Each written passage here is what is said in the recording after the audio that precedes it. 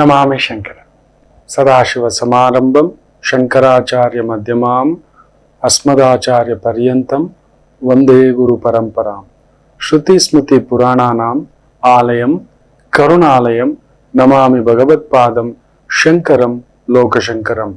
ನಾಡಿನ ಸಮಸ್ತ ವೀಕ್ಷಕ ಬಂಧುಗಳ ಪಾದಾರವಿಂದಗಳಿಗೆ ನನ್ನ ಶಿರಸಾಷ್ಟಾಂಗ ನಮಸ್ಕಾರಗಳು.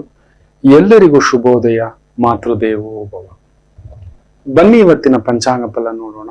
13ನೇ ತಾರೀಕು ಜನವರಿ 2024 ಶನಿವಾರ, ಶೋಭಕೃತ್ನಾಮ ಸಂವತ್ಸರೆ, ದಕ್ಷಿಣಾಯಣೆ, ಹೇಮಂತ ಋತು, ಔಷಮಾಸೆ, ಶುಕ್ಲ ಪಕ್ಷದ ದ್ವಿತೀಯ ತಿಥಿ, ಶ್ರವಣ ನಕ್ಷತ್ರ, ವಜ್ರಯೋಗ, ಕೌಲವ ಕರ್ಣ. ಇವತ್ತಿನ ಪಂಚಾಂಗ ಫಲ. ನಮಗೆ ಮೀರಿದ ಶಕ್ತಿ, ಪ್ರಕೃತಿಯ ಒಂದು ಅದ್ಭುತಗಳು ನಮ್ಮ ಜೊತೆಲಿದ್ದಾವೆ. ನಾವು ಗಮನಿಸಬೇಕು, ಅದರ ಜೊತೆ ಈಜಬೇಕು. ಆದ್ರೆ ನಾವು ಗಮನಿಸೋಲ್ಲ, ನಮಗೆ ಅದರ ಅವಗಾಹನೆ ಇಲ್ಲ.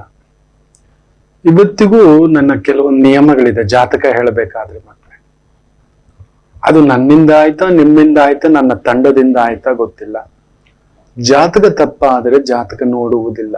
ಅಲ್ಲಿ ಯಾಕೋ ಬ್ರಹ್ಮ ಬರೆಸುವಾಗಲೇ ನಿಮಗೇ ಗೊತ್ತಿಲ್ಲದೆಯೇ ನಿಮ್ಮ ಹಣೆ ಬರಹದಲ್ಲೊಂದು ತಪ್ಪಾಗಿ ಏನೋ ಬರೆಸಿ ಬಿಟ್ಟಿದ್ದಾನೆ. ನಾನು ನೋಡ್ಲಿಕ್ಕೆ ಬರ್ತಾರೆ, ಅವ್ರೊಂದು ಜಾತಕ ಇಟ್ಕೊಂಡಿರ್ತಾರೆ, ನಮ್ಮ ಸಂಸ್ಥೆನಲ್ಲೇ ನಾವು ಬರೆದು ಕಳಿಸ್ತಾರೆ. ಇಲ್ಲ ಸರ್, ಇದು ಸರ್, ಅದು ಸರ್, ವಾದಕ್ಕೆ ನಿಂತ್ಕೊಂಡ್ರೆ ಹಾಗೇ ಕೈ ಕೊಟ್ಬಿಡ್ತೇನೆ, ಕ್ಷಮಿಸಿ. ಊರಿಗೆ ಸಮೇತ ಖರ್ಚಿಗೆ ತಗೊಂಡು ಹೊರಟೋಗಿ ನೋಡಲ್ಲ, ಕೂಡದು ಕೂಡ. ಯಾಕಂದ್ರೆ ಜಾತಕ ನೋಡಿ ಹೇಳುವುದಕ್ಕಿಂತಲೂ ಆ ಜಾತಕವನ್ನ ನೋಡುವಾಗ ನಾವೊಂದು ಯಾವುದೋ ಒಂದು ಧ್ಯಾನದಲ್ಲಿ ಇರ್ತೇವೆ. ಸುಮ್ಮನೆ ಬರೀಲಿಕ್ಕಾಗೋಲ್ಲ. ಇದು ಹೀಗೆ ನಡೆದಿದೆ, ಇದು ಹಿಂಗೆ ನಡೆದಿದೆ, ಇದು ಹೀಗೆ ಆಗೋದು.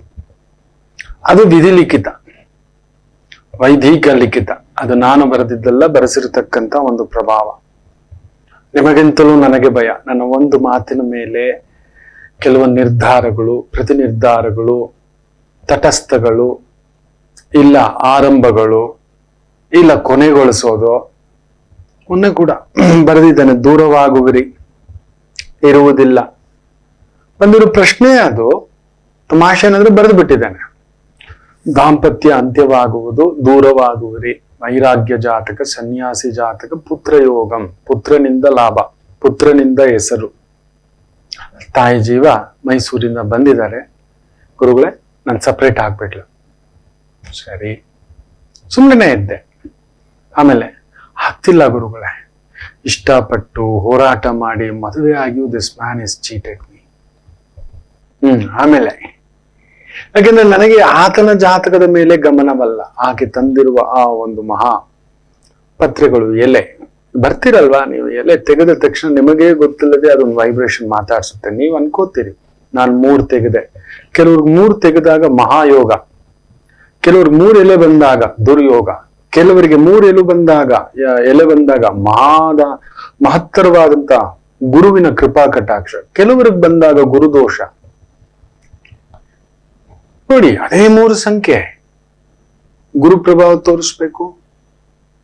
ಕೆಲವರಿಗೆ ದಿವಾಳಿ ಆಗ್ಬಿಟ್ಟಿರ್ತೀರಿ, ಕಡಿಮೆ ಅಂದ್ರೆ 30 ಲಕ್ಷ 3 ಕೋಟಿ ಆಗಿದೆ, ಬೀದಿಗೆ ಬಂದು ನಿಂತು ಬಿಡ್ತೀರಿ, ಆಗಿದೆ. ಕೆಲವರಿಗೆ ಆಗಿರೋ ಎಡವಟ್ಟನ್ನೆಲ್ಲ ತೊಳೆದು ಬಿಸಾಕ್ತೀನಿ, ಒಂದು ಒಳ್ಳೆ ಸಮಯ ಬಂದಿದೆ, ಗುರುಬಲ ಬಂದಿದೆ, ನಡೆಸಿರುತ್ತೆ. ಬರೆಸಿರುತ್ತೆ ಆ ತಾಯಿ, ನಾನು ಬರ್ದಿದ್ದಲ್ಲ. ಆ ತಾಯಿ ವಶಿನ್ಯಾದಿ ದೇವತೆಗಳು, ವಾಗ್ದೇವಿಗಳು ಬರೆಸಿರ್ತಕ್ಕಂಥ ಒಂದು ಪ್ರಭಾವ. ಹೌದು, ನಾವ್ ಅನ್ಕೋತೇವೆ, ನಾವು ಮಾಡಿದ್ವಿ, ನಾವು ನೋಡಿದ್ವಿ, ನಾವು ಹೇಳಿದ್ವಿ, ನಮ್ಮಿಂದ ಆಯ್ತು, ನಾನು ನಡೆಸ್ದೆ ಅನ್ನತಕ್ಕಂಥ ಭಾವಾರ್ಥ ಅಲ್ಲ. ಸೊ ಮೊದಲೇ ಅದಕ್ಕೊಂದು ಲೆಕ್ಕಾಚಾರ, ಅದನ್ನ ಬರೆಸ್ಬಿಟ್ಟಿರುತ್ತೆ ಮಕ್ಳು. ನಾವ್ ಅಂದ್ಕೋತೇವೆ, ಇಲ್ಲ ನಾನ್ ಮಾಡ್ದೆ, ನನ್ನಿಂದ ಆಯ್ತು, ನಾನ್ ಸರಿಪಡಿಸ್ದೆ. ಅಲ್ಲ, ಮೊದಲೇ ಆ ದಾರಿ ಗಮ್ಯ ಮಾಡಿಸ್ತಕ್ಕಂಥದ್ದು ಮಾಡಿಸಿಟ್ಟಿರುತ್ತೆ. ಪ್ರತಿ ಎಲೆಗೂ ತನ್ನದೇ ಆದಂತ ಉತ್ತರವನ್ನ ಆ ವಾಗ್ದೇವಿ ಕೊಡಿಸ್ತಕ್ಕಂಥದ್ದು. ಆಮೇಲೆ ತಾಯಿ ಜೊತೆ, ಮಕ್ಕಳ ಜೊತೆ ಬಂದ್ಬಿಡೋಣ. ಸರಿ ತಾಯಿ, ಹೇಳಿ ಗುರುಗಳೇ, ಇಲ್ಲಿ ಬರ್ದಿದ್ದೇನೆ ನೋಡಪ್ಪ. ನನ್ನ ಗಂಡ ಸರಿ ಇಲ್ಲ ಅನ್ಬೇಡ, ನನ್ನ ಸಂಸಾರ ಸರಿ ಇಲ್ಲ ಅನ್ಬೇಡ. ಒಂದು ತಕ್ಕಡಿ ಇಳೀತು ಅಂದ್ರೆ ಒಂದು ತಕ್ಕಡಿ ಹತ್ತಲೇಬೇಕು. ನಿನಗೊಂದು ವಿಶೇಷವಾದಂತ ಸಂತಾನ ಯೋಗವಿದೆ, ಕೋಟಿಗೊಬ್ಬ ಮಗು. ನೆನ್ಪಿಟ್ಕೊಳ್ಳಿ, ತುಂಬಾ ದೊಡ್ಡ ವ್ಯಕ್ತಿಯಾಗಬೇಕೆಂದರೆ ಆ ಮಗುವಿನ ಮನೆಯನ್ನು ಮೊದಲು ಒಡೆಯುತ್ತೆ. ಅಲ್ಲಿರೋಕ್ ಬಿಡಲ್ಲ. ನನ್ನಮ್ಮ, ನನ್ನಪ್ಪ, ನನ್ನ ಕುಟುಂಬ, ನನ್ನ ಪ್ರೀತಿ, ನನ್ನ ಧೈರ್ಯ, ನನ್ನ ಸ್ಥೈರ್ಯ, ನನ್ನ ಸಕ್ಸಸ್ಸು, ನನ್ನ ಯಶಸ್ಸು ಅಲ್ಲಿ ಏನೂ ಇಟ್ಟಿರುತ್ತೆ. ಅದನ್ನ ಮಗುವಲ್ಲಿ ತುಂಬಿಸ್ಬೇಕು. You are a gifted kid. ಅದೃಷ್ಟವಂತ ಮಗು. ಅಲ್ಲೊಂದೇನೋ ಒಂದು ದಾರಿ ಗಮ್ಯ ಮಾಡಿಸುತ್ತೆ ಅನ್ನತಕ್ಕಂಥದ್ದು ಅಲ್ಲಿದೆ. ಅದಕ್ಕೋಸ್ಕರವೇ ಜಾತಕದ ಬಲ ನೋಡ್ಕೊಳ್ಳೋದು ಅದುವೇ. ಮದುವೆ ಮಾಡ್ಬಿಟ್ಟಿದ್ದಾರೆ, ಬಂದಿದ್ದಾರೆ, ಮದುವೆ ಮಾಡಿದ್ರ ಅಂದೆ. ಹಾ ಗುರುಗಳೇ, ದೂರ ಆಗ್ಬಿಡ್ತಾರೆ ತಾಯಿ. ಇಲ್ಲ ಗುರುಗಳೇ, ಫೈನಲ್ ಸ್ಟೇಜಿಗೆ ಬಂದ್ಬಿಟ್ಟಿದೆ. ಅದಕ್ಕೆ ಹೇಳ್ತಿರ್ತಾನೆ, ಒಂದು 6-7ನೇ ವಯಸ್ಸು, 14-15ನೇ ವಯಸ್ಸು, 21-22ನೇ ವಯಸ್ಸು, ಒಂದು 30-32ನೇ ವಯಸ್ಸು.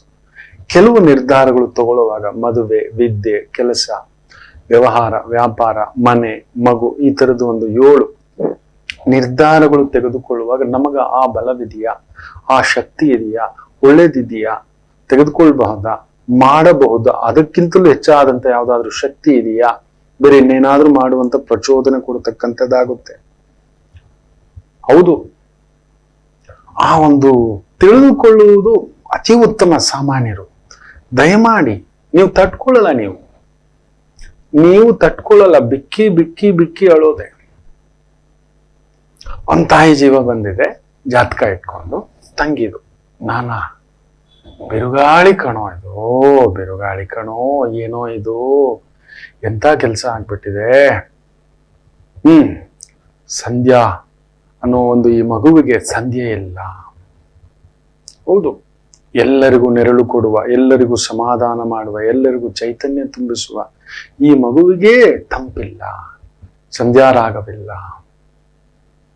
ಇಷ್ಟಪಟ್ಟಿದ್ದೇ ಹುಡುಗನನ್ನ ಮದುವೆ ನೋಡಿದ್ರೆ ಒಂದು ಆಲ್ರೆಡಿ ಒಂದು ಮದುವೆ, ಡೈವರ್ಸ್ ಆಗಿ ಆಗ್ತಾನೆ, 2 ಮಕ್ಕಳು, ಅಲ್ಲೊಂದು ಎಡವಟ್ಟು. ಇಲ್ಲಪ್ಪ, ಅವನನ್ನ ಯಾಕೆ ನಿಂದಿಸ್ತಿ? ಅದು ಬಿಡು, ಏನೋ ತಂಗಿದೆ ಹೀಗೆ ಹೇಳಿದೆ, ಸರಿ. ಅವಳಿಗೆ ಈ ಒಂದು ದೈವ ಕೊಟ್ಟಿರೋ ಅರ್ಧ ಸುಖ ಬಿಟ್ಟು ನಿನ್ನ ಮನೆಯವರೇ ನಿಂತು ನೋಡಿ ಶಾಸ್ತ್ರಬದ್ಧ, ಧರ್ಮಬದ್ಧ, ಚೈತನ್ಯಬದ್ಧ ಮದುವೆ ಮಾಡಿದ್ರಲ್ಲ, ನಿಜವಾಗ್ಲೂ ಇದ್ದು ಸುಖವಾಗಿದ್ದೀಯ ಮಗು ಅಂದ್ರೆ ಹಾಗೆ ಕೂತು ಬ್ರೇಕ್ ಡೌನ್ ಆ ಮಗು. ಅಪ್ಪಾಜಿ ನಾನು ಯಾಕೆ ಬದುಕಿರ್ಬೇಕು, ಅಪ್ಪಾಜಿ ನಾನು ಯಾಕೆ ಹೀಗಿರ್ಬೇಕು?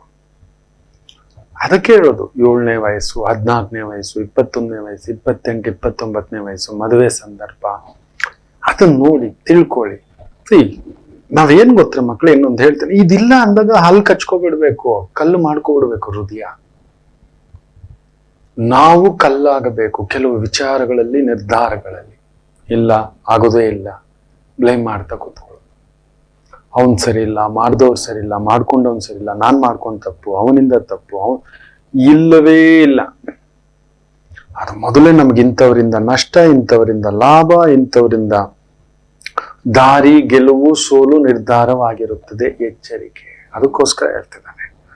ಅಂತ ಒಂದು ಸಂಖ್ಯೆಗಳ ಪ್ರಭಾವದಲ್ಲಿಯೇ ಇರತಕ್ಕಂಥದ್ದು ನಮ್ಮನ್ನ ಈ ಪ್ರಕೃತಿಯ ವಿಸ್ಮಯ ಮಾತಾಡುತ್ತೆ, ಅದು ತೋರಿಸ್ಕೊಡುತ್ತೆ. ಅದು ಮೊದಲೇ ನಡೆಯುವುದರ ಮೊದಲೇ ಮುನ್ಸೂಚನೆ ಕೊಡುತ್ತೆ. ಒಳ್ಳೆಯದು ಕೆಟ್ಟದರ ಬಗ್ಗೆ ಆಗತಕ್ಕಂಥ ಒಂದು ಅಗೋಚರವಾಗಿರ್ತಕ್ಕಂಥ ಒಂದು ಪ್ರಕ್ಷುಬ್ಧ ವಾತಾವರಣನೂ ಮಾಡುತ್ತೆ, ವಿಕ್ಷುಬ್ಧ ವಾತಾವರಣವೂ ಮಾಡುತ್ತೆ. ಅಂತ ಒಂದು ಸಂಖ್ಯೆಯ ಪ್ರಭಾವವೇ 42. ಬ್ಯೂಟಿಫುಲ್ ನಂಬರ್ ಮಕ್ಕಳೇ, ನೆನ್ಪಿಟ್ಕೊಳ್ಳಿ. ಇದು ಕರೆಕ್ಟಾಗಿ ನಡೆದು ಬಿಟ್ರೆ ಯಪ್ಪ ಎಲ್ಲಿಗೂ ತಗೊಂಡೋಗಿ ಸೂಪರ್ ಸ್ಟಾರ್ ಮಾಡಿಟ್ಬಿಡುತ್ತೆ.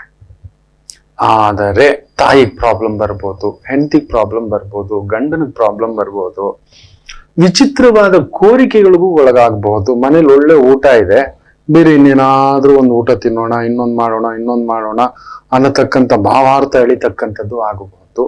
ಈ 42 ಸಂಖ್ಯೆ ಪ್ರಭಾವ ನಿಮ್ಮ ಡೋರ್ ನಂಬರ್ ಆಗಿದೆ, ಮೊಬೈಲ್ ನಂಬರ್ ಆಗಿದೆ, ವೆಹಿಕಲ್ ನಂಬರ್ ಆಗಿದೆ. ಹೌದು, ನಮಗೆ ಗೊತ್ತಿಲ್ಲದೆ ಈ ನಂಬರ್ಗಳ ಒಂದು ಯೋಚನೆಗೆ ಗೊತ್ತಿಲ್ಲದೆ ಅಲ್ಲಿ ಹಾಕಿ ನಿಮ್ಮನ್ನ ಸುತ್ತು ಹಿಡಿದಿಟ್ಟುಕೊಂಡಿದೆ. ನೀವಾಗಿ ಆ ಟ್ರಾನ್ಸಿಷನ್ ಒಳಗಾಗ್ಬಿಟ್ಟಿದ್ದೀರಿ, ಗೊತ್ತಿಲ್ಲದೆ ತಂದು ಇಟ್ಕೊಬಿಟ್ಟಿದ್ದೀರಿ. ಬ್ಯೂಟಿಫುಲ್ ಇದು, ನೆನ್ಪಿಟ್ಕೊಳ್ಳಿ. 4 ಬಂದು ರಾಹು, 2 ಬಂದು ಚಂದ್ರ. ರಾಹು ಹಾಗೂ ಚಂದ್ರನ ಸಮ್ಮಿಳಿತ ಆಗಿ ಭೋಗಂ, ಶುಕ್ರನ ಒಂದು ಪರಿಭಾವ ಬರತಕ್ಕಂಥದ್ದಾಗುತ್ತೆ. ಒಂದು ರೀತಿ travels, tours, export, import, vehicles, ಈ ಒಂದು ಮದ್ಯಪಾನ ಪದಾರ್ಥಗಳು, ನಶೆ ಪದಾರ್ಥಗಳು, ಮೆಡಿಸಿನ್ಸು, ಕೆಮಿಕಲ್ಸು, ಫರ್ಟಿಲೈಸರ್ಸು, ಗೊಬ್ಬರ, ಈ ತರದ ಒಂದು ವ್ಯವಹಾರ, ವ್ಯಾಪಾರ. ಆಮೇಲೆ ಅಲ್ಲೊಂದು ಬೇಜಾರು ಮಾಡ್ಕೋಬೇಡಿ, ನೈತಿಕ ಅನೈತಿಕ. ನೈತಿಕತೆ ಏನ್ ಗೊತ್ತಾ, ನಾನು ಇದ್ದಿದ್ರಲ್ಲಿ ಹೀಗೆ ಇರ್ತೇನೆ ಅಂತ. ಅನೈತಿಕತೆ ಏನ್ ಗೊತ್ತಾ, ನೋಡಿದ್ದೆಲ್ಲ ಬಾಚ್ಕೊಳತಕ್ಕಂಥದ್ದು. ಇವುಗಳ ಪರಿಭ್ರಮಣದಲ್ಲೂ ಕೂಡ ಈ ಸಂಖ್ಯೆ ಇದೆ. ನೈತಿಕತೆಯನ್ನ ಕೊಂದಾಕುತ್ತೆ ಅಲ್ಲಿ 42. ಒಳ್ಳೆತನವನ್ನ ಕೊಂದಾಕುತ್ತೆ. ಹೇಗಾದ್ರೂ ಬದುಕು, ನಾನೊಬ್ನೇ ಬದುಕಬೇಕು, ನಾನೊಬ್ನೇ ಚೆನ್ನಾಗಿರ್ಬೇಕು ಅನ್ನತಕ್ಕಂಥ ಭಾವಾರ್ಥವನ್ನ ಎಳ್ಕೊಂಡು ಬಂದು ನಿಲ್ಲಿಸ್ತಕ್ಕಂಥ ಒಂದು ಪ್ರಭಾವ ಉಂಟು. ಆ ತರದ ವ್ಯವಹಾರಗಳು. ಹೌದು, ಕೆಲವೊಂದ್ ಕಡೆ ಬೇಜಾರು ಮಾಡ್ಕೋಬೇಡಿ, ಮಾನ ಮರ್ಯಾದೆ ಅನ್ನೋದನ್ನ ಬಿಟ್ಟು ನಿಂತ್ಕೋಬೇಕಾದಂತ ಒಂದು ವೃತ್ತಿ, ಕೆಲಸ, ಕಾರ್ಯಗಳು ಇರ್ತವೆ. ಅದನ್ನ ನಾನು ಹೇಳೋಕ್ ಇಷ್ಟಪಡಲ್ಲ. ಅದು ನೇರವಾಗಿ ಬಂದು ಕುಳಿತಾಗ ಹೇಳಿರ್ತಾನೆ, ಈ ತರದ ವ್ಯವಹಾರ ಬೇಕಿತ್ತ ನಿಮಗೆ, ಈ ಅಡ್ಡದಾರಿ ಸಂಪಾದನೆ ಬೇಕಿತ್ತ. ಇವತ್ತೇನಾಗ್ಬಿಟ್ಟಿದ್ರೆ ಅದೇ ಸತ್ಯ ಆಗ್ಬಿಟ್ಟಿದೆ. 100 ಬಾರಿ ಸುಳ್ಳನ್ನ ಸತ್ಯ ಸತ್ಯ ಸತ್ಯ ಸತ್ಯ ಸತ್ಯ ಅಂತ ಹೇಳ್ತಾ ಹೋಗ್ತಾ ಇದ್ರೆ ಏನಾಗುತ್ತೆ, ನಮಗೆ ಇಲ್ಲ ಕಣೋ, ಇದಿರಬೇಕು ಕಣೋ ಅನ್ನೋದು ಅನ್ನಿಸ್ಲಿಕ್ಕೆ ಶುರು ಆಗ್ಬಿಡುತ್ತೆ. ಹೌದು, ಶ್ರೀಕೃಷ್ಣರು ತುಂಬಾ ಅದ್ಭುತವಾಗಿ ಹೇಳಿದ್ದಾರೆ ಭಗವದ್ಗೀತೆಯಲ್ಲಿ. ಯಾವುದಾದ್ರೂ ಒಂದು ಸುಳ್ಳು ಅವನಿಗೆ ಮಾತ್ರ ನೋವಾಗುತ್ತೆ, 10 ಜನಕ್ಕೆ ಒಳ್ಳೇದಾಗುತ್ತೆ ಅಂದ್ರೆ ಅದು ಸುಳ್ಳಲ್ಲವಂತೆ, ಸತ್ಯವಂತೆ. ಹೌದು, ಯಾವುದಾದರೂ ಸತ್ಯ ಅದು ಅವನಿಗೆ ಒಳ್ಳೇದಾಗುತ್ತೆ, 10 ಜನಕ್ಕೆ ನೋವು ತಂದು ಕೊಡುತ್ತೆ ಅಂದ್ರೆ ಅದು ಸುಳ್ಳಂತೆ. ನೋಡಿ, ನಾವು ಕೆಲವೊಂದ್ ಸಮಯ ಸತ್ಯ ಹೇಳ್ತೇವೆ, 10 ಜನಕ್ಕೆ ನೋವಾಗುತ್ತೆ, ನಮಗ್ ಮಾತ್ರ ತೃಪ್ತಿ ಇರುತ್ತೆ. ದೆನ್ ಇಟ್ ಇಸ್ ಎ ಒಪ್ಪತಕ್ಕಂಥದ್ದಲ್ಲ ಅಂತ ಹೇಳ್ತಾರೆ, ಕೃಷ್ಣರೇ ಹೇಳ್ತಾರೆ.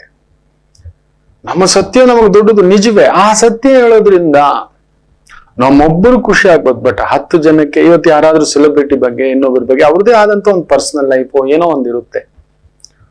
ನಮಗ್ ಖುಷಿ ಹೇಳೋದ್ರಲ್ಲಿ, ನಾವ್ ಜೊತೆಲಿ ಇದ್ವಲ್ಲ, ತಿಂದಿದ್ವಲ್ಲ, ಕುಡ್ದಿದ್ವಲ್ಲ, ಖಾಲಿ ಸೀಸೆ ಬಾಟ್ಲ್ ಹಿಡ್ಕೊಂಡು ಓಡಾಡಿದ್ವಲ್ಲ, ಅವ್ರು ಕೇಳಿದಾಗೆಲ್ಲ ಎಣ್ಣೆ ಬಾಟ್ಲ್ ತಂದು ಕೊಟ್ಟಿರ್ತಾನೆ. ಇವಾಗ ಹೊರಗಡೆ ಬಂದಿದ ತಕ್ಷಣ ನನಗ್ ಗೊತ್ತಿಲ್ವೇನೋ, ನಮ್ ಗುರೂಜಿ ಬಾಟ್ಲ್ ಹಾಕ್ತಿದ್ದ, ನಾನೇ ತಂದು ಕೊಡ್ತಾ ಇದ್ದಿದ್ದು ಅನ್ನತಕ್ಕಂಥ ಎಂತೆಂತ ಮೂರ್ಖರು ನೋಡಿಲ್ಲ. ಅಯ್ಯಯ್ಯ, ಯಾರ್ಯಾರನ್ನ ಕರ್ಕೊಂಡ್ ಬರ್ತಿದ್ದ ಗೊತ್ತಾ, ಯಾರು ಬರ್ತಿದ್ರು ಗೊತ್ತಾ, ತುಂಬಾ ದೊಡ್ಡ ದೊಡ್ಡ ವ್ಯಕ್ತಿಗಳ ಆ ಒಂದ್ ಜೊತೆಯಲ್ಲಿ ಇರೋರು ತೆಗೆದಿಟ್ಟು ಬಿಟ್ಟಿರ್ತಾರೆ. That is is personal life, nothing to worry. But ಅವರನ್ನ ನಂಬ್ಕೊಂಡು ಎಷ್ಟೋ ಜನ ಫಾಲೋವರ್ಸ್ ಇರ್ತಾರೆ. ಯಾವುದೋ ಒಂದು ವ್ಯವಹಾರ, ನಮಗೂ ಅದಕ್ಕೆ ಸಂಬಂಧ ಇಲ್ಲ, ಬಟ್ ಅದು ಸತ್ಯವೇ. ಆದ್ರೆ ಅದನ್ನ ಹೊರಗಡೆ ತಗೊಬಂದ್ರೆ 100 ಜನಕ್ಕೆ ನೋವದು. ಯಾಕೆ ಬೇಕಿತ್ತು ಅಲ್ಲಿಗೆ? ಅದು ತಪ್ಪು, ಅದು ಸತ್ಯವೇ. ಕೆಲವೊಂದು ಸಮಯ ಬಾಯಿ ಮುಚ್ಕೊಂಡಿರ್ಬೇಕಾಗುತ್ತೆ ಆ ಸತ್ಯಗಳು. ಅದಕ್ಕೆ ದೇವರಹಸ್ಯ, ನದಿ ಮೂಲ, ದೇವ ಮೂಲ, ಗುರು ಮೂಲ, ಋಷಿ ಮೂಲ, ವಿದ್ವಾಂಸ ಮೂಲ, ತುಂಬಾ ಇದಾವೆ. ಆ ತರದ ಮೂಲಗಳ ಬಗ್ಗೆ ತಗೊಂಡ್ ಬರೋದು ಮಕ್ಕಳೇ ಇದೆ. ಆ ಆಲೋಚನೆ ಇಟ್ಕೊಂಡಿರ್ಬೇಕು. ಹಾಗೆಯೇ ಒಂದು ಸುಳ್ಳದು, ಬಟ್ 100 ಜನಕ್ಕೆ ಅದು ಒಳ್ಳೇದಾಗುತ್ತೆ. ಒಂದೇ ಒಂದು ಸುಳ್ಳದು, ನಮಗ್ ನೋವೇ ಅದು. ಅಯ್ಯೋ, ಎಂತ ಮಾತು ಹೇಳ್ಬಿಟ್ನೆ, ಇದು ನನಗ್ ಬೇಕಿತ್ತ, ಈ ತರ ಒಂದ್ ಬದುಕ್ ಬೇಕಿತ್ತ ಅಂತ. ನೋಡಿ, ಇದು ನಡೆಯುತ್ತೆ ಮಹಾಭಾರತದಲ್ಲಿ. ಏನಾಗುತ್ತೆ ಅಂದ್ರೆ, ದ್ರೋಣಾಚಾರ್ಯರನ್ನ ಅಪಮಾನಿಸ್ಬಿಡ್ತಾನೆ ದುರ್ಯೋಧನ. ಎಷ್ಟಾದರೂ ನೀವು ಪಾಂಡವ ಪಕ್ಷಪಾತಿ, ಪಾಂಡವರ ಮೇಲೆ ಮೋಹ ಜಾಸ್ತಿ, ಪ್ರೀತಿ ಜಾಸ್ತಿ, ಅನುಬಂಧ ಜಾಸ್ತಿ, ಅನುರಾಗ ಜಾಸ್ತಿ, ಅವರನ್ನ ನೀವೇನು ಮಾಡೋದಿಲ್ಲ, ನೀವು ನನಗ್ ಗೊತ್ತಿದೆ ಅನ್ನೋ ರೀತಿನಲ್ಲಿ ಅವಮಾನಿಸ್ಬಿಡ್ತಾರೆ. ಅವತ್ತು ಅವ್ರು ಹೇಳ್ತಾರೆ, ದ್ರೋಣಾಚಾರ್ಯರು ಶಪಥ ಮಾಡ್ತಾರೆ, ನಿನಗೋಸ್ಕರ ನಿನ್ನ ಉಪ್ಪು ತಿಂದಿದ್ದೇನೆ ದುರ್ಯೋಧನ. ಸುಯೋಧನ, ನಿನ್ನ ಉಪ್ಪು ತಿಂದಿದ್ದೇನೆ. ನಾಳೆ ಕಡಿಮೆ ಎಂದು 10,000 ಮಂದಿಯನ್ನ ತುಂಬಾ ಒಂದು ಇದ್ರಲ್ಲಿ ಒಡೆದು ಬಿಸಾಕ್ತಾನೆ. ಏನೂ ತಪ್ಪು ಮಾಡದ, ಯಾವುದೇ ತಪ್ಪು ಮಾಡದ ವ್ಯಕ್ತಿಗಳಾಗಿದ್ದರೂ ಸರಿ ಯುದ್ಧ ರಂಗದಲ್ಲಿ ನಿಂತು ಒಡೆದು ಸಾಯಿಸ್ತಾನೆ ಅಂತ ಹೇಳ್ತಾರೆ. ಈಗ ಯೋಚನೆ ಮಾಡಿ ನೋಡಿ, ಯುದ್ಧ ಯಾರಿಂದ ನಡೀತಿದೆ? ದುರ್ಯೋಧನನಿಂದ. ಆ ರಾಜ್ಯದ ಆ ಒಂದು ಹಪಹಪಿಯಿಂದ ಈ ಪ್ರಭಾವಕ್ಕೊಳಗಾಗಿ ಯುದ್ಧಕ್ಕೆ ಇವರು ಬಂದ್ಬಿಟ್ಟಿದ್ದಾರೆ. ಈಗ ಏನೂ ತಪ್ಪು ಮಾಡದೆ ಬಂದಿರತಕ್ಕಂತ ಸೈನಿಕರು ತುಂಬಾ ಒಳ್ಳೆಯವರು, ಸತ್ಯವಂತರು. ಅವ್ರಿಗೆ ಗೊತ್ತಿಲ್ಲ, ಅವ್ರು ರಾಜ ಹೇಳ್ದಷ್ಟು ಕೇಳ್ಬೇಕಷ್ಟೇ. ರಾಜ ಹೇಳ್ದಾಗ ಕೇಳ್ಬೇಕು, ರಾಜ ಹೇಳ್ದಾಗ ಮಾಡ್ಬೇಕು ಅನ್ನತಕ್ಕಂಥ ಭಾವಾರ್ಥ. ಆ ಭಾವಾರ್ಥದಲ್ಲಿರ್ತಕ್ಕಂಥವರಿಗೆ ಒಂದು ಗುರುವಾಗಿ ಆಚಾರ್ಯರಾಗಿ ತಪ್ಪು ಮಾಡಿರ್ಲಿ ಮಾಡದೇ ಇರ್ಲಿ ನಂಗೆ ಅದೆಲ್ಲ ಗೊತ್ತಿಲ್ಲ, ನಾಳೆ ನಾನು ಯಾರನ್ನೂ ನೋಡೋದಿಲ್ಲ, 10,000 ಜನರನ್ನು ಸಾಯಿಸ್ತೇನೆ ಅಂತ ಹೇಳಿದಾಗ ಈ ಮಾತು ಕೃಷ್ಣನಿಗೆ ಗೊತ್ತಾಗುತ್ತೆ. ಇಟ್ಟಿರ್ತಾರಲ್ವ ಗೂಢಾಚಾರ್ಯರು, ಕುಳಿತು ಯೋಚನೆ ಮಾಡ್ತಾರೆ, ಬಿಟ್ರೆ ಈ ಮನುಷ್ಯ ಇನ್ನೇನೇನ್ ಮಾಡ್ತಾನೋ 10 ಲಕ್ಷ ಜನ ಅನ್ಬೇಕಾದ್ರೂ ಸಾಯಿಸ್ಬಿಡ್ತಾನೆ, ಈ ಗುರು ನೋಡ್ದಾಕ್ಬೇಕು. ಒಂದೇ ತಪ್ಪು. ಯಾಕೆ ಅಂದ್ರೆ ಈಗ ಆ ಗುರು ತಪ್ಪು ಮಾಡಿದ್ರೆ ಮೇಲಿನ ಲೋಕಕ್ಕೆ ಪ್ರವೇಶ ಇಲ್ಲ, ನೆನ್ಪಿಟ್ಕೊಳ್ಳಿ. ಅಲ್ಲೊಂದು ನಿಯಮಗಳಿದೆ. ಒಂದು ಗುರುವಿಗೆ ಇಂಥದ್ದೇ ಸ್ಥಾನ, ಸತ್ತ ಮೇಲೂ ಕೂಡ ಲೆಕ್ಕಾಚಾರಗಳಿದೆ. ಈಗ ಆ ಗುರುವನ್ನ ತಪ್ಪು ಮಾಡ್ಲಿಕ್ಕೆ ಬಿಟ್ರೆ ಅದು ತಪ್ಪು. ನೋಡ್ಕೊಂಡು ಸುಮ್ಮನಿರ್ಲಿಕ್ಕಾಗಲ್ಲ. ಜಗನ್ನಾಟಕ ಸೂತ್ರಧಾರ ಸುಮ್ಮನೆ ಸಾಮಾನ್ಯರನ್ನ ಯುದ್ಧಕ್ಕೋಸ್ಕರ ಸಾಯಿಸ್ತೇನೆ ಅಂತ ಹೇಳಿದ್ರೆ, ಸೊ ಆ ಮಹಾಗುರುವಾಗಿಯೇ ಮಹಾಪ್ರಸ್ಥಾನ ಆಗಬೇಕು. ಬಿಟ್ರೆ ಆ 10,000 ಜನರನ್ನ ಸಾಯಿಸಿದಂತ ಶಾಪ ಆ ಗುರು ಮೇಲೆ ಬರುತ್ತೆ. ಯೋಚನೆ ಮಾಡಿ ಒಂದು ಯೋಜನೆ ರೂಪಿಸ್ತಾರೆ. ಈ ಗುರುವಿಗೆ ಒಂದೊಳ್ಳೆ ಪಯಣ ಕೊಡಬೇಕು. ಏನ್ ಮಾಡೋಣ? ತನ್ನ ಮಾಯಾಶಕ್ತಿಯಿಂದ 6ನೇ ದಿನ ಯುದ್ಧದಲ್ಲಿ ಧರ್ಮರಾಯನ ಕೈಲಿ ಒಂದು ಸುಳ್ಳು ಹೇಳಿಸ್ತಾರೆ. ನೋಡೋ, ಅಶ್ವತ್ಥಾಮ ಸತ್ತೋಗಿದ್ದಾನೆ ಅಂತ ಹೇಳು. ಅಯ್ಯೋ, ಈ ತಪ್ಪ, ಈ ಸುಳ್ಳ ನಾನು ಹೇಳೋದಿಲ್ಲಪ್ಪ, ಅದಾಗೋದಿಲ್ಲ, ಅಯ್ಯೋ ಅಂತ ನೀನು ಹೇಳಬೇಕು. ಯಾಕಂದ್ರೆ ಅಶ್ವತ್ಥಾಮ ಚಿರಂಜೀವಿ, ಅವನಿಗೆ ಸಾವಿಲ್ಲ. ಅಂಥದ್ರಲ್ಲಿ ನಾನು ಹೇಳ್ತೀನಿ ಅಂದ್ರೆ ನಂಬೋದೇ ಇಲ್ಲ. ನೋಡು, ಯಾರು ಹೇಳಿದ್ರು ನಂಬಲ್ಲ. ಅದಕ್ಕೊಂದು ನಾನು ತಂತ್ರ ಮಾಡಿದ್ದೇನೆ. ನೀನು ಬಾಯಿ ಮುಚ್ಚಿಕೊಂಡು ಹೇಳು. ಫಸ್ಟ್ ಭೀಮ ಹೋಗಿ ಹೇಳ್ತಾನೆ, ಸಹದೇವ ಹೋಗಿ ಹೇಳ್ತಾನೆ, ನಕುಲ ಹೋಗಿ ಹೇಳ್ತಾನೆ, ಭೀಮ ಹೋಗಿ ಹೇಳ್ತಾನೆ. ನಂಬಲ್ಲ ದ್ರೋಣರು. ನಾನ್ ನಿಮ್ ಮಾತೆಲ್ಲ ನಂಬಲ್ಲ. ನಾನೇನೇ ನಂಬೋದಿದ್ದು ಧರ್ಮರಾಯರ ಮಾತು. ಗೊತ್ತು ಕೃಷ್ಣರಿಗೆ, ಜಗನ್ನಾಟಕ ಸೂತ್ರಧಾರಿಗೆ ಯಾರ ಅಂತರಂಗದಲ್ಲಿ ಏನಿದೆ, ಯಾವ ಆಲೋಚನೆ ಇದೆ, ಏನ್ ಚಿಂತನೆ ಇದೆ ಗೊತ್ತಿಲ್ವಾ? ಕಟ್ಟ ಕಡೆಯದಾಗಿ ಧರ್ಮರಾಯರ ಕೈಯಲ್ಲಿ ಈ ಮಾತು ಹೇಳುವಂತಾರೆ. ಇಲ್ಲ, ನಾನು ಹೇಳಲ್ಲ. ಸರಿ, ಒಂದ್ ಕೆಲಸ ಮಾಡಿ. ಅಶ್ವತ್ಥಾಮ ಹತ ಕುಂಜರಹ ಇಷ್ಟ ಹೇಳಪ್ಪ. ಅಲ್ಲೊಂದು ಅಶ್ವತ್ಥಾಮ, ಒಂದೊಂದು ಪ್ರಾಣಿಗೂ ನಾವು ನೋಡಿ ಹೆಸರಿಟ್ಟಿರ್ತೀವಿ. ನನ್ನ ನಾಯಿಗೆ ನಾನು ಸುಬ್ಬು ಅಂತ ಇಟ್ಟಿದ್ದೀನಿ, ರಾಮ ಅಂತ ಇಟ್ಟಿದ್ದೀನಿ. ರಾಮ ಬಾರ ಇಲ್ಲಿ ಅಂತ. ಸುಬ್ಬು ಅಂತ ಸುಬ್ಬುಲಕ್ಷ್ಮಿ ಹೆಸರಿಟ್ಟಿರೋದು ಅದಕ್ಕೆ. ಇನ್ನೊಬ್ಬನ ಕೆಂಚ ಅಂತ ಇಟ್ಟಿದ್ದೀನಿ. ತುಂಬಾ ಒಳ್ಳೊಳ್ಳೆ ಹೆಸರಿಟ್ಟಿದ್ದೀನಿ. ಇನ್ನೊಬ್ಬನ ಕರಿಯ ಅಂತ ಇಟ್ಟಿದ್ದೀನಿ. ಇನ್ನೊಬ್ಬನ್ ನೋಡ್ಬೇಕು, ಇನ್ನೊಂದು ಹೆಸರು ಇಟ್ಟಿದ್ದೀನಿ. ಅವ್ನು ಯಾವಾಗ್ಲೂ ನೋಡ್ಬೇಕು ಒಂದೇ ಕಣ್ಣಲ್ಲಿ, ಒಂಟಿ ಕಣ್ಣ ಬಾರ ಇಲ್ಲಿ ಗುರಾಯಿಸ್ತಿ ಅಲ್ವೇನೋ ಅಂತ ಅವನು ಒಂದ್ ಕಡೆ ಮೂತಿ ಎತ್ಬಿಟ್ಟು ಅಂತ ಇರ್ತಾನೆ. ಸುಮ್ನೆ ಅಲ್ಲಿ ಕುತ್ಕೊಂಡ್ಬಿಡು ಅಂತ ಇದಾರೆ. ಒಬ್ಬೊಬ್ರಿಗೆ ಒಂದೊಂದು ಹೆಸರುಗಳು ಇಟ್ಕೊಂಡು ಆನಂದವಾಗಿ ನಮ್ಮ ಮನೆಯಲ್ಲಿ ನಾವೆಲ್ಲ ಕರೀತಾರೆ. ಆ ಕಾಲದಲ್ಲೂ ಪ್ರಾಣಿಗಳಿಗೆ ಒಂದೊಂದು ಹೆಸರು ಇಡ್ತಿದ್ರು. ಅಲ್ಲೊಂದು ಅಶ್ವತ್ಥಾಮ ಆನೆ ಅನ್ನೋದು ಸತ್ತು ಬಿದ್ದಿದೆ. ನೀನ್ ಅಷ್ಟನ್ನ ಹೇಳಯ್ಯ, ಆದ್ರೆ ಹೇಳುವಾಗ ಈ ರೀತಿ ಹೇಳು. ಅಶ್ವತ್ಥಾಮ ಹತ ಕುಂಜರಹ. ಇಷ್ಟು ಮೆತ್ತಗೆ ಹೇಳು. ಏನಿದು ನೋಡ, ನಿನ್ ಬಾಯಲ್ಲಿ ಏನ್ ಸುಳ್ಳು ಹೇಳಿಸ್ತಿಲ್ಲಪ್ಪ ನಾನು. ನೀನು ಜೋರಾಗಿ ಹೇಳು. ಆ ಕುಂಜರಹ ಬಂದಾಗ ನೀನು ಇದು ಮಾಡ್ಕೊ ಮೆತ್ತಿಗೆ ಅಂತ. ಆಗಲ್ಲ ಕೃಷ್ಣ. ಸರಿ ಆಯ್ತು, ಒಂದು ಆವರೇಜ್ ವಾಯ್ಸಲ್ಲಿ ಅದು ಹೇಳಪ್ಪ ನೀನ್ ಮಾಡಿದ್ದು. ಇಲ್ಲ, ಧ್ವಂಸ ಆಗ್ಬಿಡುತ್ತೆ, ದ್ರೋಣಾಚಾರ್ಯರು ನಿಲ್ಸಕ್ಕಾಗೋದಿಲ್ಲ ಅಂತ. ಸಾಯಿಸ್ಲೇಬೇಕು. ಇಲ್ಲ ಅಂದ್ರೆ ಮಹಾಪ್ರಸ್ಥಾನ ಆಗ್ಲಿಲ್ಲ ಅಂದ್ರೆ ದ್ರೋಣಾಚಾರ್ಯರು ಮಾಡೋ ಎಡವಟ್ಟು ಆ ಯುದ್ಧದಲ್ಲಿ ಬೀಭತ್ಸವೇ. ಯಾರನ್ನೂ ನಿಲ್ಲಿಸ್ದಿದ್ದಾಗ ಹೊಡೆದಾಕ್ಬಿಡ್ತಾನೆ. ಸೊ ಧರ್ಮರಾಯರು ಒಂದು ಸುಳ್ಳು ಹೇಳ್ತಾರೆ. ಸುಳ್ಳು ಗೊತ್ತಿದೆ, ಆದರೆ ಆ ಸುಳ್ಳಿನಿಂದ ನೂರಾರಲ್ಲ ಸಾವಿರಾರು ಮಂದಿ ಬದುಕುಳಿತಾರೆ. ಅಶ್ವತ್ಥಾಮ ಹತ ಕುಂಜರಹ ಅಂತ ಮೆತ್ತಗೆ. ಕುಂಜರಹ ಅಂದ್ರೆ ಆನೆ. ತನ್ನ ಒಂದು ಶಂಖವನ್ನೆತ್ತಿ ಆಗ ಓದ್ತಾರೆ. ಅಶ್ವತ್ಥಾಮ ಹತಃ ಅದು ಮಾತ್ರ ಕಿವಿಗೆ ಬೀಳೋರು ನೋಡ್ಕೊತಾರೆ. ಕುಂಜರ ಯಾರು ಹೇಳಿದ್ದು ಧರ್ಮರಾಯರೇ ಹೇಳಿಬಿಟ್ರು ಅಂದಿದ್ದೆ. ನನ್ನ ಮಗ ರುದ್ರಾಂಶ ಅದು ಹೇಗಾಯ್ತು ಏನಾಯ್ತು ಇದನ್ನ ನಾನು ತಿಳ್ಕೊಳ್ಳೇಬೇಕು, ಸಾಧ್ಯವೇ ಇಲ್ವಲ್ಲ ಅಂತ ಆ ಒಂದು ಯುದ್ಧ ರಂಗದಲ್ಲಿ ತನ್ನ ಧನಸ್ಸು ಬಿಲ್ಲು ಬಾಣ ತೆಗೆದು ತ್ಯಜಿಸಿ ಅಲ್ಲೇ ಒಂದು ಧ್ಯಾನ ಕುತ್ಕೊಬಿಡ್ತಾರೆ. ಹೆಂಗಾಯ್ತಿದು ಕೇಳಬೇಕು ಅನ್ನೋಷ್ಟು. ಆಗ ದೃಷ್ಟದ್ರಮ್ಯ ದ್ರೌಪದಿಯ ಸೋದರ ಹೋಗಿ ತಲೆ ತೆಗೆದು ಬರ್ತಾನೆ.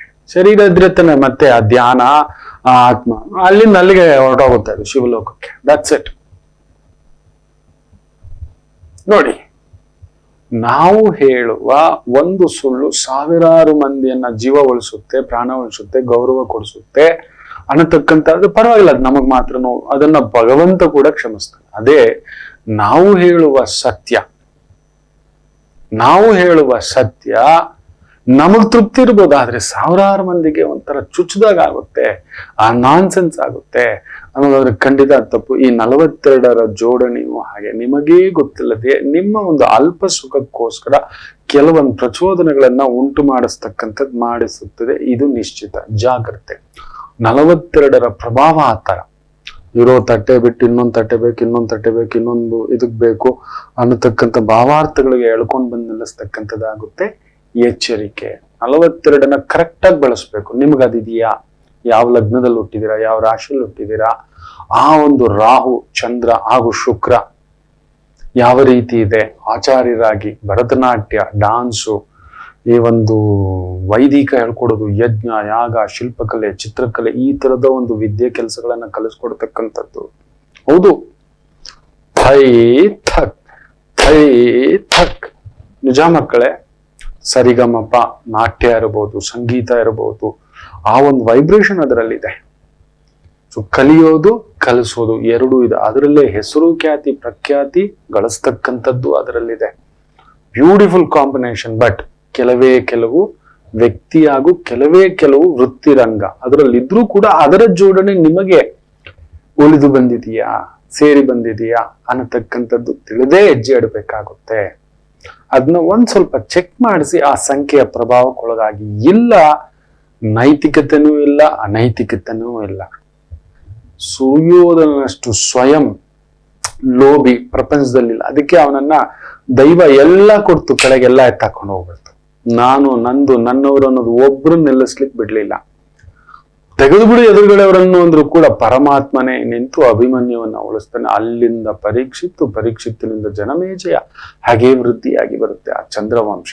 ಆದ್ದರಿಂದ ದಯಮಾಡಿ ನಿಮ್ಮ ನೈತಿಕತೆಯ ಕಟ್ಟೆ ಒಡೆದೋಗುತ್ತೆ. 42 ನಂಬರ್ಸ್ ವೇರಿಯೇಷನ್ ಖಂಡಿತ ಆ ಪ್ರಭಾವಗಳಾಗಿರುತ್ತೆ. 42 ನಲ್ಲಿರೋರು ಗೊತ್ತೋ ಗೊತ್ತಿಲ್ಲದೆಯೋ ದಿಢೀರ್ ದುಡ್ಡು, ದಿಢೀರ್ ಲಾಭ, ಬೆಟ್ಟಿಂಗು, ಜೂಜು, ಸಟ್ಟ, ಬಾಜಿ, ಬ್ಯಾಡ್ ಹ್ಯಾಬಿಟ್ಸು, ಕನೆಕ್ಟಿವಿಟಿ, ಡ್ರಿಂಕ್ಸು, ಡ್ರಗ್ಸು, ಬೇರೆ ಬೇರೆ ಕೆಟ್ಟದ್ದು.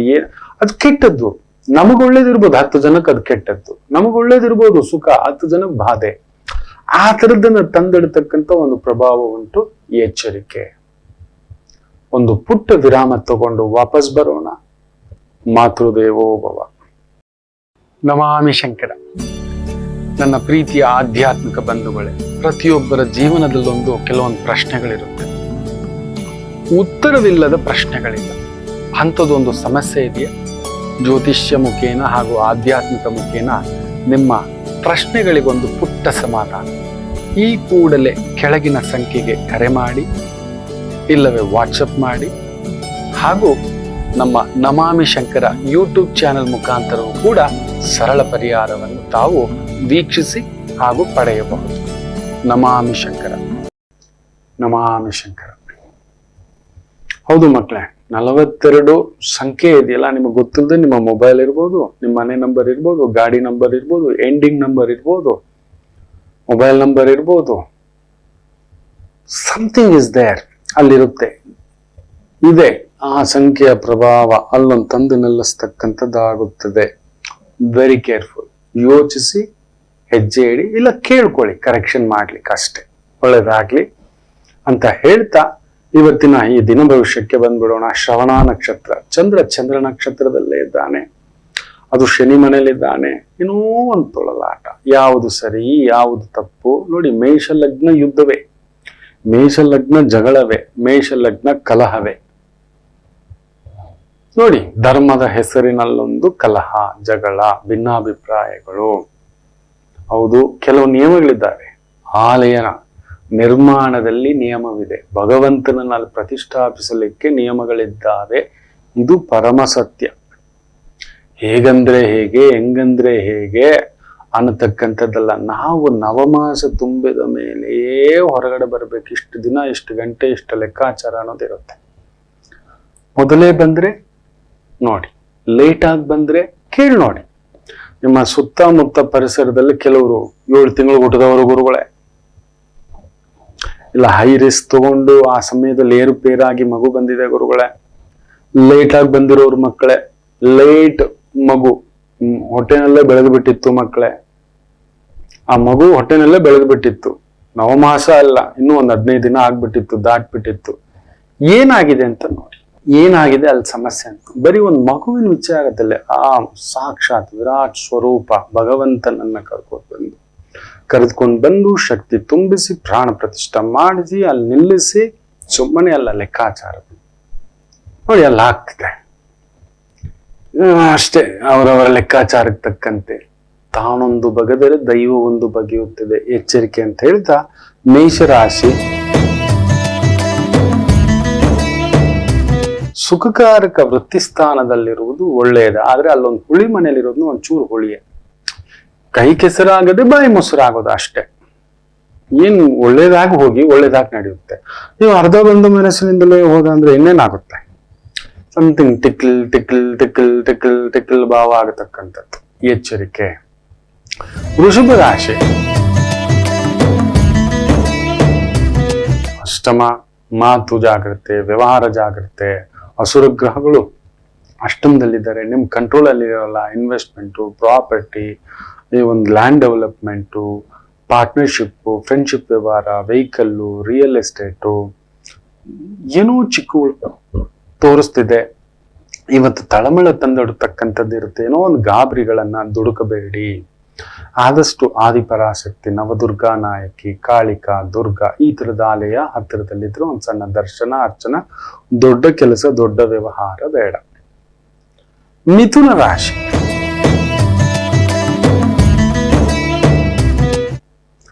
ಚೆನ್ನಾಗಿದೆ, ತೊಂದರೆ ಏನಿಲ್ಲ. ಚಂದ್ರ ನಿಮಗೂ ಅಷ್ಟೇ ಒಂದು ಅಷ್ಟಮದ ಪ್ರಭಾವ. ಯಾಕಂದ್ರೆ ಧೈರ್ಯಕಾರಕ ಭಾಗ್ಯದಲ್ಲಿದ್ರೂ ಕೂಡ ವೃಷಭಕ್ಕೆ, ಮಿಥುನಕ್ಕೆ ಸೀದ ಧನಕಾರಕ ಅಷ್ಟಮಕ್ಕೆ ಬಂದು ನಿಂತಿದ್ದಾನೆ. ಸೊ ಅಲ್ಲೊಂದು ತೊಳಲಾಟ ತಂದಿಡತಕ್ಕಂಥದ್ದಾಗುತ್ತೆ. ಆರೋಗ್ಯ ನೋಡ್ಕೊಳ್ಳಿ, ಮನಸ್ಸಿನ ಆರೋಗ್ಯ, ದೇಹದ ಆರೋಗ್ಯ, ವ್ಯವಹಾರದ ಆರೋಗ್ಯ. ಯಾರೋ ಏನೋ ಹೇಳಿದ್ರು, ಅಲ್ಲೊಂದು ಎಳೆದಾಟ, ನಾವು ಹೇಳಿದ್ದೆ ಸರಿ, ನಾವು ಮಾಡಿದ್ದೆ ಸರಿ, ನಾವು ನೋಡಿದ್ದೆ ಸರಿ ಅನ್ನೋ ಒಂದು ಎಳೆದಾಟ.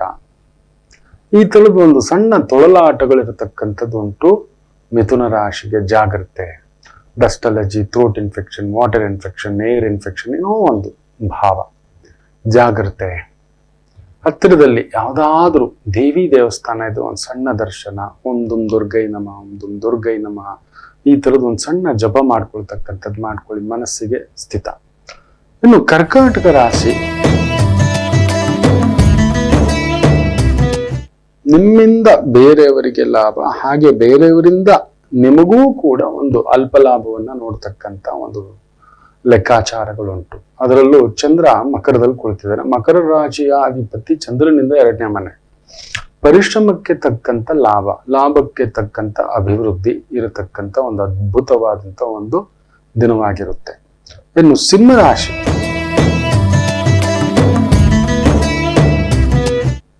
ಚೆನ್ನಾಗಿದೆ, ತೊಂದರೆ ಏನಿಲ್ಲ. ಸ್ವಲ್ಪ ಖರ್ಚು ವೆಚ್ಚಗಳು ಮನೆಗೆ, ಕುಟುಂಬಕ್ಕೆ, ಸ್ವಂತ ವ್ಯವಹಾರ, ಸ್ವಂತ ವ್ಯಾಪಾರ ಅನ್ನತಕ್ಕಂಥದ್ದು ಒಂದು ಬಿಟ್ರೆ, ಯಾಕಂದ್ರೆ ವ್ಯಯಾಧಿಪತಿ ಅಲ್ವಾ, ಅನ್ಎಕ್ಸ್ಪೆಕ್ಟೆಡ್ ಎಕ್ಸ್ಪೆನ್ಸಸ್ ವೆಲ್ಕಮ್. ಅಷ್ಟು ಬಿಟ್ಟರೆ ಬೇರೆ ದೊಡ್ಡ ತೊಂದರೆಗಳಾಗತಕ್ಕಂಥದ್ದಿಲ್ಲ. ನಿಮ್ಮ ವೃತ್ತಿ ಜೀವನ, ಕೆಲಸ ಕಾರ್ಯ ಧೈರ್ಯದಿಂದ ಎದುರಿಸ್ತಕ್ಕಂಥದ್ದಾಗುತ್ತೆ. ಚೆನ್ನಾಗಿದೆ. ಇನ್ನು ವಿಶೇಷವಾಗಿ ಕನ್ಯಾ ರಾಶಿ, ಪಂಚಮದಲ್ಲಿ ಚಂದ್ರ, ಲಾಭಾಧಿಪತಿಯ ಭಾವ. ಮಕ್ಕಳು ಬೆಳೆದು ನಿಂತಿದ್ದಾರೆ, ಒಳ್ಳೆ ಕೆಲಸ ಕಾರ್ಯ ತೊಡಗಿಸ್ಕೊಂಡಿದ್ದಾರೆ, ಅದರಿಂದ ಅನುಕೂಲ ನೋಡ್ತಕ್ಕಂಥದ್ದು, ಗೌರವವನ್ನ ಪಡೆಯತಕ್ಕಂಥ ಒಂದು ದಿನ. ಆದ್ರೂ ಈ ಗೌರವ ಎಷ್ಟು ದಿನ ಇರುತ್ತೋ, ಹೇಗಿರುತ್ತೋ, ಹೇಗೆ ನಿಭಾಯಿಸ್ತೋ, ಈ ತರದ್ದು ತಳಮಳಗಳಿದ್ದರೂ ಅದರ ಕಡೆ ಗಮನ ಕೊಡಬೇಡಿ. ತುಂಬಾ ಎಕ್ಸ್ಪೆಕ್ಟೇಷನ್ ವಿಲ್ ಕಿಲ್. ನಾನು ಯಾವಾಗ್ಲೂ ಹೇಳ್ತಿರ್ತೇನೆ, ತುಂಬಾ ಆಸೆಯೇ ದುಃಖಕ್ಕೆ ಮೂಲ ಕಾರಣ. ಅಂದ್ರೆ ಆಕ್ಷೇಪವೇ, ಆಪೇಕ್ಷೆಯೇ ದುಃಖಕ್ಕೆ ಮೂಲ ಕಾರಣ. ಇವ್ರು ಹೀಗಿರ್ಬೇಕು, ಅವ್ರು ಹೀಗಿರ್ಬೇಕು, ಇಷ್ಟೇ ಬರ್ಬೇಕು, ಅಷ್ಟೇ ಬರ್ಬೇಕು, ಇಷ್ಟಿದ್ರೆ ಸರಿ, ಅಷ್ಟಿದ್ರೆ ಸರಿ, ಅದನ್ನೆಲ್ಲೇ ದಾಟ್ಕೊಬಿಡ್ಬೇಕು, ಬೌಂಡ್ರಿನೇ ಹಾಕೋಬಾರ್ದು. ನೀನ್ ಕೊಟ್ಟಷ್ಟು ಭಗವಂತ ಕೊಡ್ತಾನಂದ್ರೆ ಅದಕ್ಕೆ ಲೆಕ್ಕ ಉಂಟಾ? ಅಷ್ಟೇ. ತುಲಾ ರಾಶಿ, ವೃತ್ತಿಯಲ್ಲಿ ಹೆಸರು, ಕೀರ್ತಿ, ಪ್ರತಿಷ್ಠೆ, ಗೌರವ, ಓಡಾಟ, ಸುತ್ತಾಟ, ವ್ಯವಹಾರದಲ್ಲಿ ಅಭಿವೃದ್ಧಿ, ಇವೆಲ್ಲವನ್ನು ನೋಡತಕ್ಕಂತ ಒಂದು ಅದ್ಭುತವಾದಂತ ಒಂದು ದಿನವಾಗಿರುತ್ತೆ. ಚೆನ್ನಾಗಿದೆ. ಹಾಲು, ಬೆಣ್ಣೆ, ತುಪ್ಪ, ಮೊಸರು, ಬೇಕರಿ, ಸಿಹಿ ತಿಂಡಿ, ಈ ರೀತಿಯ ವೃತ್ತಿ, ಉದ್ಯೋಗ ಅನುಕೂಲಕರ.